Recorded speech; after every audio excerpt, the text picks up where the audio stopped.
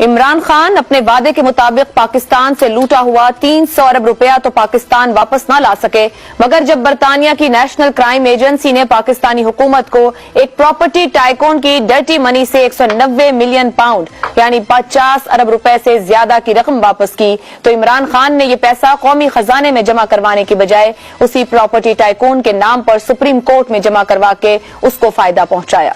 दिसंबर 2019 में पुरस्कार अंदाज में काबीना से इस फैसले की मंजूरी ली गई। इसके कुछ ही अरसे के बाद एक ट्रस्ट कायम किया गया जिसमें इमरान खान, बुशरा बीबी, फराह गोगी, बाबर आवान, जुल्फी बुखारी समेत कई लोग शामिल हुए।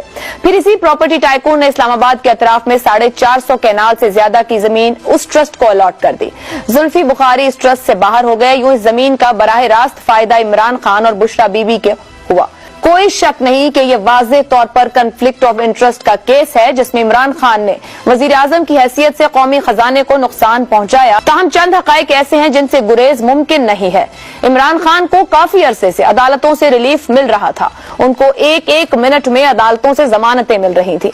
इमरान खान को अपनी कार में बैठे हुए भी जमानत मिल रही थी। आज इमरान खान की गिरफ्तारी से ये नफ्सियाती हद उबूर कर ली गई है कि इमरान खान को भी पाकिस्तान के कई साबिक वज़ीर आज़म की तरह गिरफ्तार किया जा सकता है। अब देखना यह होगा कि इमरान खान की गिरफ्तारी के बाद पीटीआई का रद्द अमल क्या इमरान खान की तवक्कुआत के मुताबिक सख्त होगा या इमरान खान की गैर मौजूदगी में पीटीआई बड़े एहतजाज नहीं कर पाएगी। एक बड़ी पॉलिटिकल डेवलपमेंट है। कहा जा सकता है गुज़िश्ता साल इमरान खान की हुकूमत जाने के बाद आज उनकी गिरफ्तारी एक बड़ी पॉलिटिकल डेवलपमेंट, करीबन हमारा जो पॉलिटिकल लैंडस्केप है आने वाले दिनों में तब्दील हो सकता है इस सूरत हाल को लेकर।